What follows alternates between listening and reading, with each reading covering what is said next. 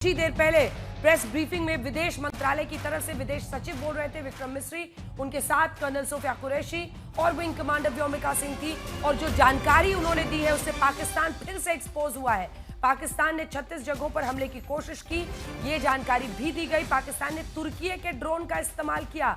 अभी forensic study की जा रही है, जो कई सारे ड्रोन मिसाइल्स के टुकड़े मिले हैं। पाकिस्तान ने 300 से 400 ड्रोन से हमला किया। पाक ने अपने नागरिक हवाई अड्डों को बंद नहीं किया। ये पाकिस्तान की शायद सबसे बड़ी चाल है। देखिए किस तरह का आतंकी मुल्क है ये।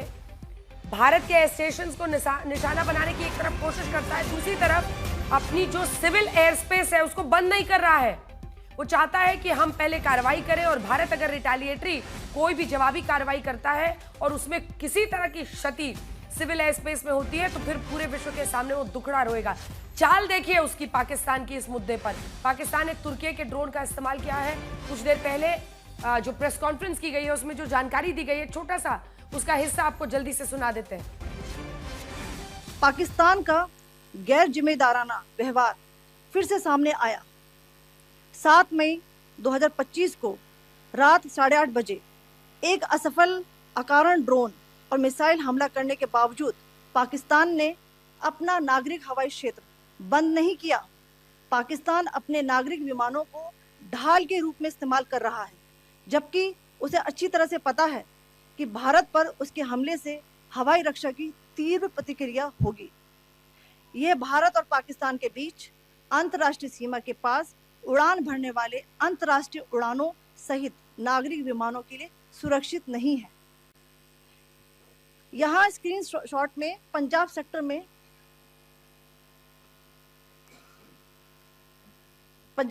में हाई एयर डिफेंस अलर्ट स्थिति के दौरान एप्लीकेशन फ्लाइट रडार 24 का डेटा दिखाया गया है।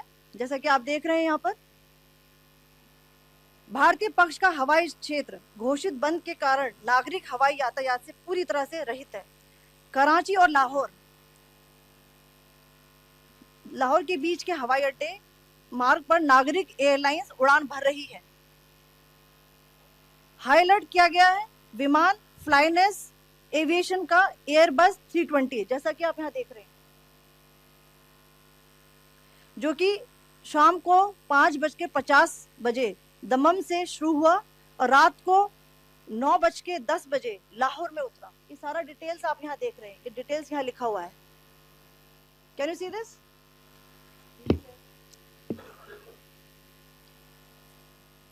भारतीय वायुसेना ने अपनी प्रतिक्रिया में काफी संयम दिखाया और इस प्रकार अंतरराष्ट्रीय नागरिक विमान सेवा की सुरक्षा सुनिश्चित की। पाकिस्तान की चाल देखिए जो एक्सपोज किया गया है। एक तो 3 बड़ी बातें जो आज इस प्रेस कॉन्फ्रेंस में बताई गई हैं। एक तो पाकिस्तान ने किस तरह से तुर्की में ड्रोन से अटैक किया, बाकी ड्रोन्स की जांच की जा रही है। जो काउंटर अटैक हुआ उसमें हमने उनके सर्वेलेंस सिस्टम को पूरी तरह से ध्वस्त किया है और इसी के साथ साथ उन ड्रोन्स को मार गिराने में हम कामयाब हुए, मिसाइल्स को मारने में हम कामयाब हुए। लेकिन तीसरी बड़ी बात जो बताई गई है वो पाकिस्तान की चाल की है और इसी पर बातचीत करने के लिए मंजीत नेगी हमारे सहयोगी हमारे साथ जुड़ रहे हैं। मंजीत, चाल देखिए, लाहौर कराची के बीच में जो सिविल एयर स्पेस है उनका, उसको जो नागरिक विमान है उनके, उसको बंद नहीं कर रहे हैं। उनको पता है कि अगर इस तरह के हमले वो करता है भारत जवाबी कार्रवाई करेगा, तो अपने उसने ये चाल चलनी शुरू कर दी है, क्योंकि उसको पता है कि भारत जैसा देश कभी भी आम नागरिकों को, सिविलियंस को या नागरिक विमान को टारगेट नहीं करेगा। अंजना, इसीलिए कल हमने देखा कि जिस तरह से जब पाकिस्तान ने 500 से ज़्यादा जो स्मॉल ड्रोन है उनके ज़रिए पूरे 24 अलग अलग इलाकों में एयर रेड की, उस दौरान भारत चाहता तो उसका जवाबी हमला कर सकता था, लेकिन पाकिस्तान ने जिस तरह से चालबाजी के साथ उस दौरान अपनी सिविल जो फ्लाइट्स हैं उनको जारी रखा, सिविल स्पेस को खोल के रखा, वो एक रणनीति उसकी थी और जिसको आज प्रेस कॉन्फ्रेंस में एक्सपोज किया गया। और आप देखें कि हमारे पास उसकी एक्सक्लूसिव तस्वीरें हैं जो तुर्की और चीनी ड्रोन्स का पाकिस्तान ने इस्तेमाल किया। किस तरह से 3 अलग अलग खेपों में 7:30 बजे से शुरू करके के 11:30 बजे तक लगातार 500 से ज़्यादा ड्रोन 24 शहरों में भेजे, जिसमें से 50 से ज़्यादा ड्रोन हमारी सेनाओं ने मार गिराए, 30 को सॉफ्ट किलिंग हुई है। इसके साथ मिसाइल का उसने इस्तेमाल किया। लेकिन सबसे बड़ी बात कि वो एक सोची समझी रणनीति, एक चालबाजी के तहत इस पूरे ऑपरेशन को कर रहा था। और उसने जो कल 500 से ज़्यादा ड्रोन का इस्तेमाल किया वो सब अनआर्म्ड थे, स्मॉल जो ड्रोन का इस्तेमाल किया। लेकिन सबसे बड़ी बात जो प्रेस कॉन्फ्रेंस में बताई गई कि किस तरह से उस दौरान उसने सिविल जो स्पेस है उसको खोल कर रखा। धन्यवाद आपका मंजीत इस तमाम जानकारी के लिए। लेकिन दर्शकों को एक बार फिर से बता दें कि एक बार फिर कर्नल कुरैशी, सोफिया कुरैशी और साथ ही विंग कमांडर व्योमिका सिंह जब विदेश सचिव विक्रम मिस्री के साथ मौजूद थी, उन्होंने बाकायदा दिखाया है कि देखिए पाकिस्तान जैसा मुल्क किस तरह की बुजदिली है, वो आड़ किसे बना रहा है, आम नागरिकों को, सिविलियन विमानों को नागरिक विमानों की आड़ में छिपने की कोशिश कर रहा है। ऐसा देश जो उनकी जान को खतरे में डाल रहा है, लेकिन सामने भारत है, भारत जैसा देश जो कभी भी आम नागरिकों पर हमला नहीं करेगा।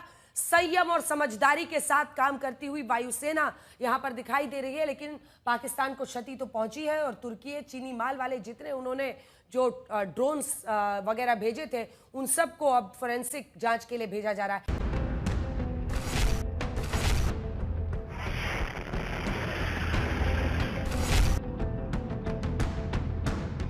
पाकिस्तान में आतंकियों के आकाओं के खिलाफ भारत का ऑपरेशन सिंदूर जारी है।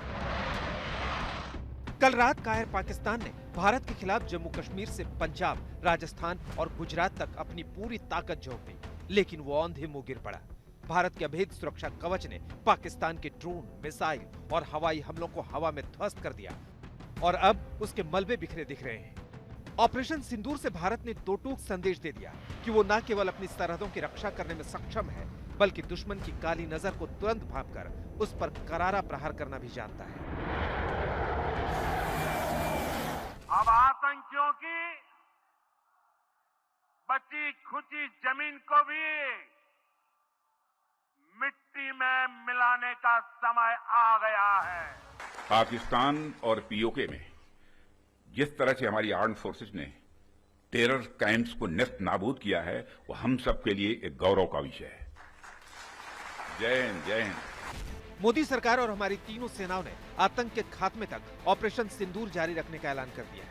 आज रक्षा मंत्री राजनाथ सिंह की तीनों सेनाओं प्रमुखों और सीडीएस के साथ अहम बैठक हुई, जिसकी एक तस्वीर हजारों शब्दों से ज्यादा ताकतवर दिखी। इस तस्वीर की खासियत ये थी कि इसमें सभी के चेहरों पर विजयी मुस्कान थी, जिसके मायने हैं कि हमने पाकिस्तान के हमलों को पूरी तरह नाकाम कर दिया। रक्षा मंत्री और सभी सैन्य अधिकारी की बॉडी लैंग्वेज बता रही थी कि पाकिस्तान की अब खैर नहीं। आज ऑपरेशन सिंदूर से संबंधित 3 अहम मीटिंग हुई। राजनाथ सिंह ने अहम बैठक की। उसके बाद गृह मंत्री अमित शाह ने एनएसए और बीएसएफ और सीआईएसएफ और आईबी के प्रमुखों के साथ मंथन किया। वहीं स्वास्थ्य मंत्री जेपी नड्डा ने भी आपातकालीन स्थिति के लिए अहम बैठक पर हालात की समीक्षा की। भारत के रक्षात्मक पलटवार से पाकिस्तान की हालत पस्त पड़ गई है। पाकिस्तानियों का मनोबल टूट गया है। लेकिन जंग जैसे हालात कि आखिर उन्होंने भारत के ड्रोन क्यों नहीं मार गिराए? आज तक संवाददाता उन जगहों पर पहुंचे जहां कल पाकिस्तान ने हमले की कोशिश की या पाकिस्तानी मिसाइलों और ड्रोन के मलबे बिखरे मिले।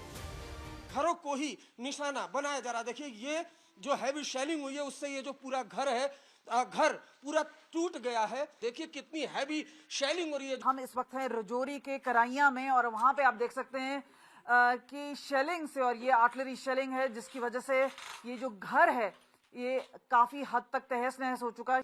जैसे ही आरएसपुरा के लोगों ने सायरन सुना वो बंकरों की ओर जाने लगे। गांव में कई जगहों पर बंकर बने हुए हैं, कुछ लोगों ने अपने खुद के बंकर बना रखे हैं और कई जगह देखिए ये घर तबाह हो चुका है, तहस नहस हो चुका है। ये पूरा गांव, यहाँ के जितने भी घर थे उन सब पर कहीं ना कहीं शेलिंग का इम्पैक्ट आया है। वहीं आज यूपी के फायर ब्रांड मुख्यमंत्री योगी आदित्यनाथ ने पाकिस्तान को अपनी शैली में लताड़ा। प्रधानमंत्री मोदी जी का जो संकल्प था, हमारे 72 जवानों ने, तीनों सेनाओं ने पाकिस्तान को उसका करारा जवाब दे करके आज आप देख रहे होंगे किस रूप में अलग थलग पड़ा पाकिस्तान आज दुनिया के सामने कराहता हुआ नजर आ रहा है। सवाल है कि पाकिस्तान कब तक आतंकियों की ऐशगाह बना रहेगा, क्योंकि पाकिस्तानी हुकूमत और उसकी कायर आर्मी से पाकिस्तानी अवाम भी त्रस्त आ चुकी है। लेकिन पीएम मोदी ने पड़ोसी मुल्क को कड़ा संदेश दे दिया है कि अब उसकी एक भी गलती पाकिस्तान को दुनिया के नक्शे से मिटा सकती है। आज तक